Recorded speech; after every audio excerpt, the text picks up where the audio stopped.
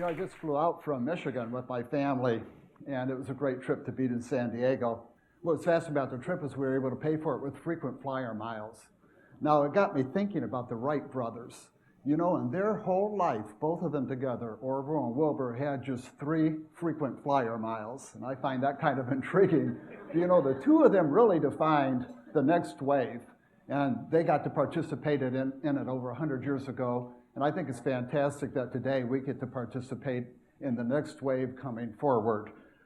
What I'm going to do today is illustrate the power of and, a very, very powerful word in the context of sustainable mobility, the intersection of a number of ideas that taken together promise to transform our world. Let's start with this video. What we're looking at is a video that was taken from the Shanghai World Expo. ENV stands for Electrically Networked Vehicles. GM teamed with its partner, Shanghai Automotive, to participate in the pavilion at the Expo.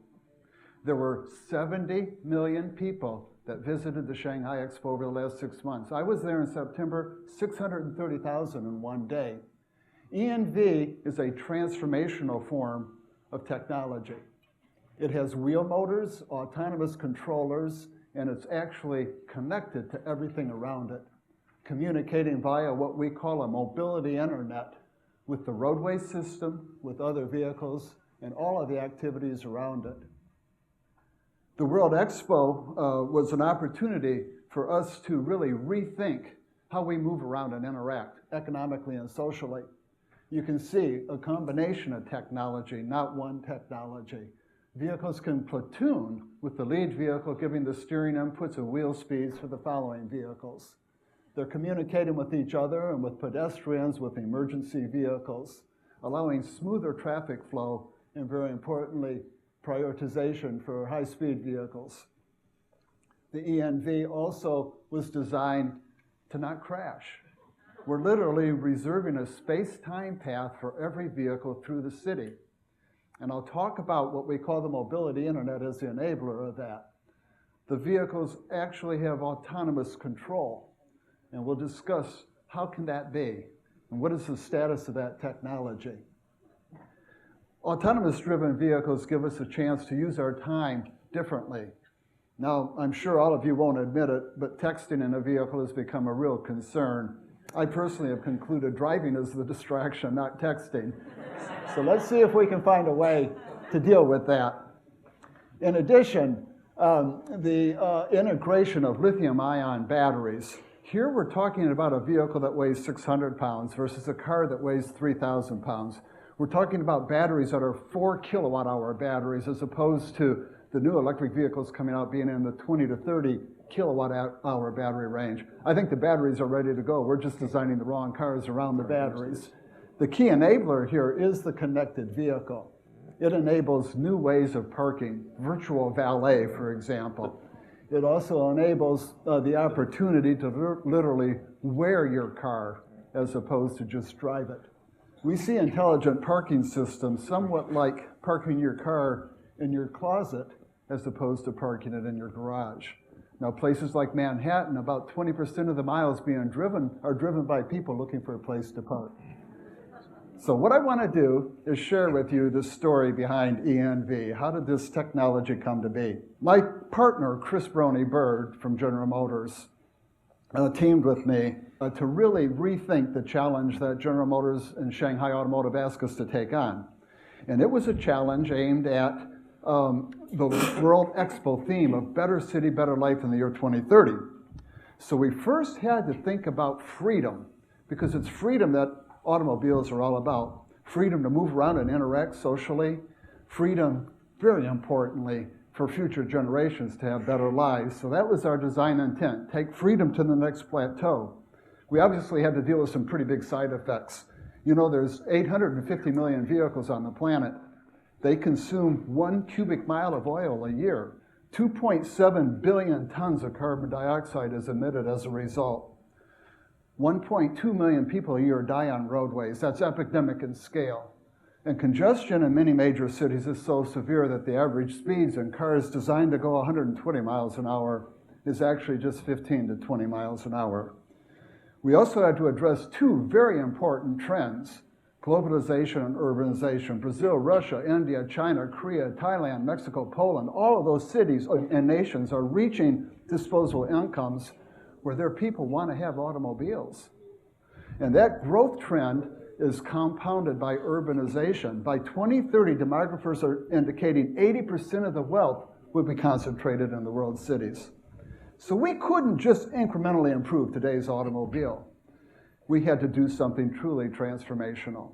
You know, when Carl Benz drove his car out of a barn 120 years ago, it was powered by an internal combustion engine, energized by oil, controlled mechanically, and operated primarily as a standalone device. That DNA has characterized the automobile industry for 120 years. Fortunately, we've reached a point where we were able to envision a new DNA, electrically driven vehicles as opposed to mechanically, powered by electric motors, energized by electricity and hydrogen, controlled electronically and digitally, and very, very importantly, connected electronically. It's that new DNA that promises to be transformational. What we're doing, consistent with the theme of this day, which is the next wave and the intersecting of ideas, is intersecting electrified vehicles with connected vehicles. That's the big idea. When vehicles are connected and they don't crash, you can reduce their mass dramatically, and you can envision purpose-centric designs for the actual purpose of moving around in cities.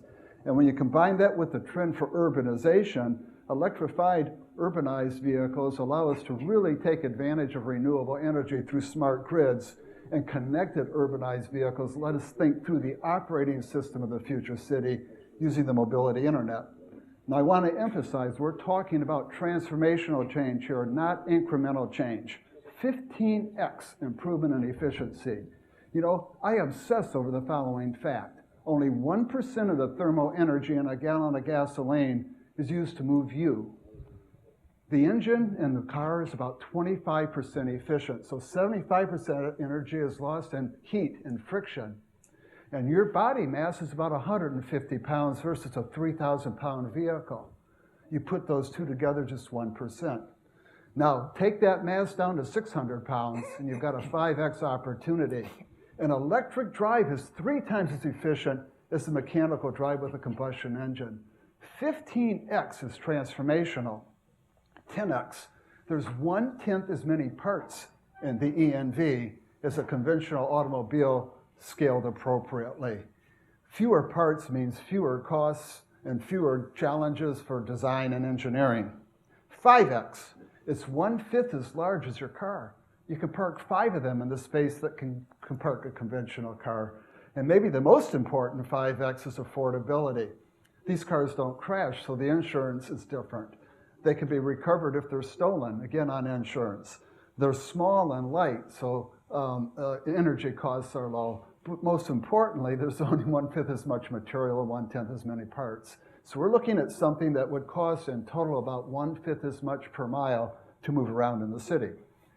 Now, how are we going to bring about this transformational change? The hard truth is these technologies have to scale.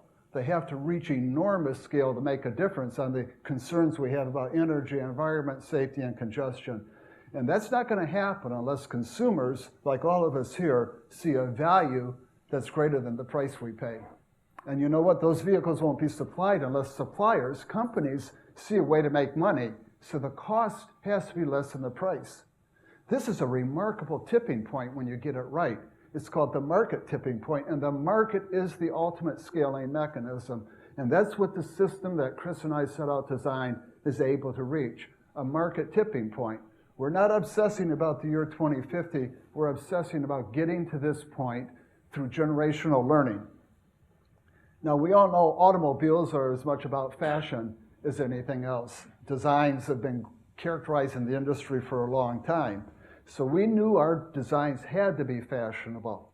As I emphasized before, we focused on designs that you wear and designs that you park in the closet, as opposed to necessarily things that you simply drive or ride in and things that you park on the street or your garage.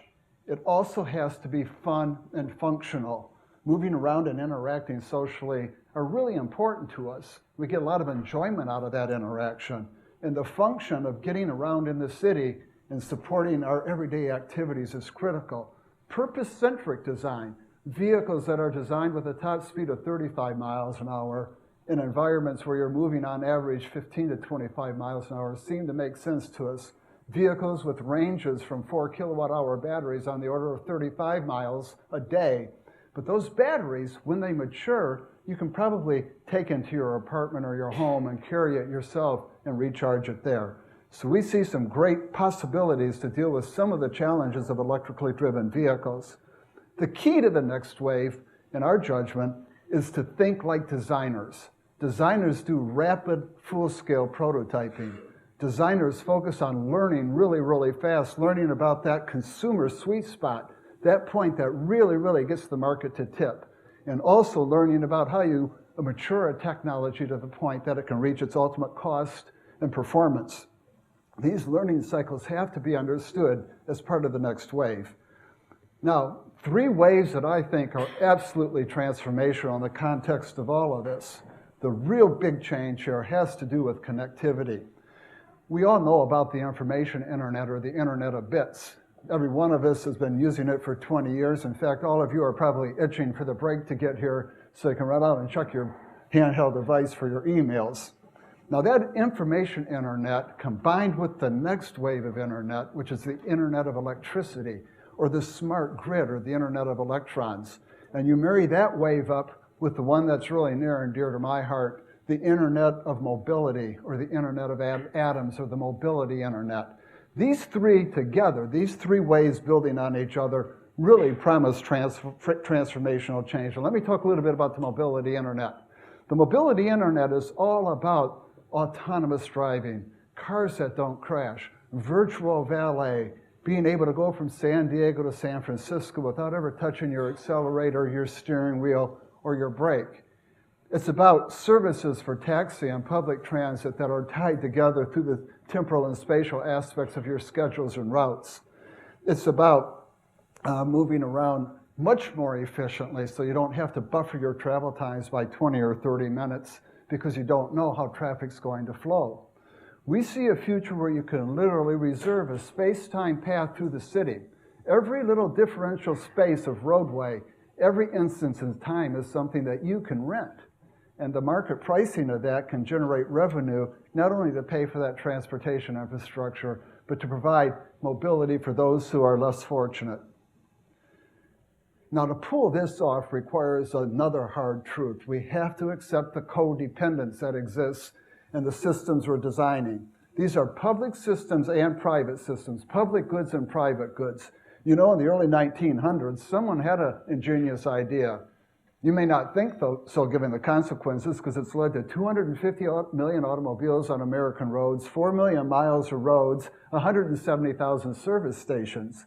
But the idea was a positive network dynamic. If we taxed gasoline to pay for roads, we could build more roads if we sold more gasoline.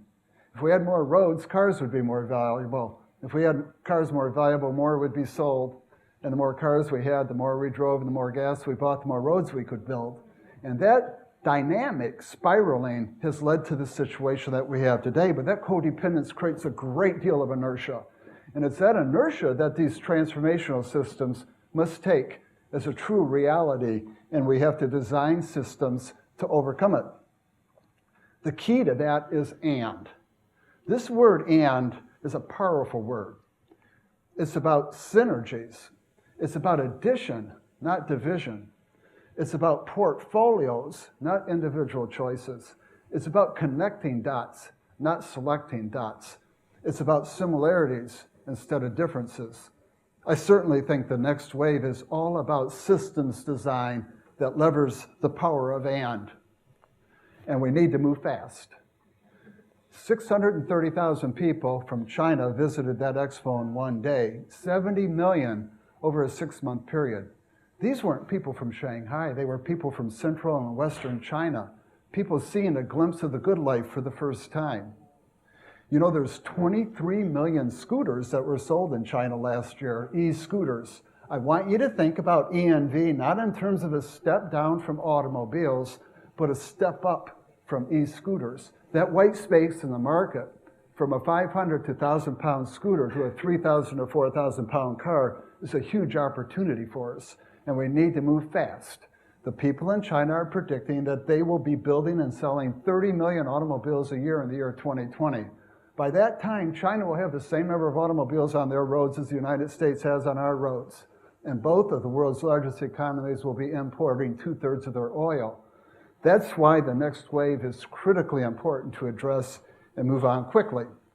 For me then, TEDxSanDiego in the next wave really equals TEDx system design. The power of this word "and" really forms itself in the context of system design. We're talking about a future where I don't really think we have an energy problem, quite frankly. If we're only using 1% of the energy in a gallon of gasoline to accomplish the mission of moving our bodies, we know we have plenty of energy, and quite frankly, we have plenty of technology to use that energy sustainably. What's missing is the integrated system design, and that's the power of "and." We're talking about a portfolio of solutions that need to be integrated. We're talking about judging these technologies not in terms of their individual value, but in terms of their role in a total portfolio. Very importantly, we're talking about common understanding.